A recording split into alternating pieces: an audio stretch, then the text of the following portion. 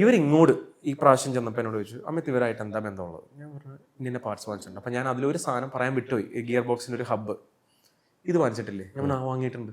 കാര്യം ഇവർക്ക് ഇതെങ്ങനെ കിട്ടിയെന്ന് വെച്ചാൽ ഈ പറയുന്ന 2 പേരെ ഇവിടെ കൊണ്ടുവന്ന് അവര് ആർക്കൊക്കെ സാധനം വിറ്റിട്ടുണ്ടോ അതിന്റെ ഒക്കെ ഫുൾ ലിസ്റ്റ് അവർ എടുത്തിട്ടുണ്ടായിരുന്നു. ഞാൻ എന്റെ അക്കൗണ്ടിൽ നിന്നും ഗൂഗിൾ പേയിൽ നിന്നും കൊടുത്തേക്കുന്ന പൈസയുടെ ഒക്കെ ഫുൾ ഡീറ്റെയിൽ അവിടെ ഉണ്ട്.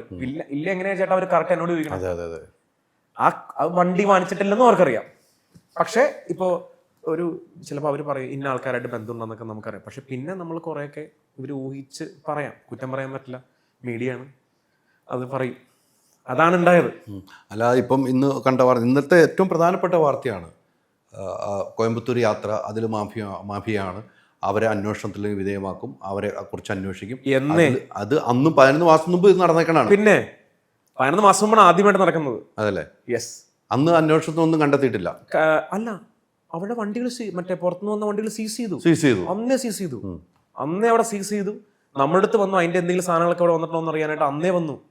ചേട്ടാ ഇപ്പം ഇത് പുറത്ത് വന്നപ്പോഴാണ് ന്യൂസ് ആയത്. പക്ഷെ ഇതൊക്കെ അന്നേ സ്റ്റാർട്ട് ചെയ്തതാണ് നമ്മുടെ ഗവൺമെന്റ്. ഐ മീൻ പ്രത്യേകിച്ച് എനിക്ക് തോന്നുന്നു കേരളത്തിലെ കസ്റ്റംസ് ആണ് ഇത്ര സ്ട്രിക്റ്റ് ആയിട്ട് ഈവൻ തമിഴ്നാട്ടിൽ പോയിട്ട് വരെ പിടിച്ചത്. ഇന്ത്യയിലുള്ള വേറെ ആരും ഇതൊന്നും മൈൻഡ് ചെയ്തിട്ടില്ല. കേരളത്തിൽ നിന്നുള്ളവരാണ് ഇത് ഇത്ര സ്ട്രിക്റ്റ് ആയിട്ട് ചെയ്തേക്കുന്നത്. അതൊക്കെ അന്നേ ചെയ്താണ്. അതാണ് ഇപ്പോഴും വാർത്ത വന്നുകൊണ്ടിരിക്കുന്നത്. അതാണ് ഇപ്പോൾ വാർത്ത വന്നുകൊണ്ടിരിക്കുന്നത്.